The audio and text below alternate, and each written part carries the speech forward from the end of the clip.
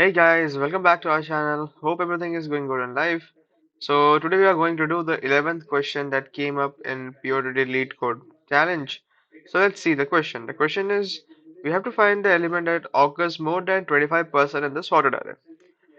So this is a very simple question, and if you observe carefully, you can observe that we have to return the element that occurs the maximum amount of time. Okay, if the element that occurs the maximum amount of time uh, is not greater than 25%, then it's not possible to have any element that occurs more than 25%. So in this code, what we have to do is we just have to return the element that occurs the maximum amount of time, because that element would be occurring, that element would mostly be occurring above than 25% of time. So this is pretty much the logic, very simple logic, and this is the code.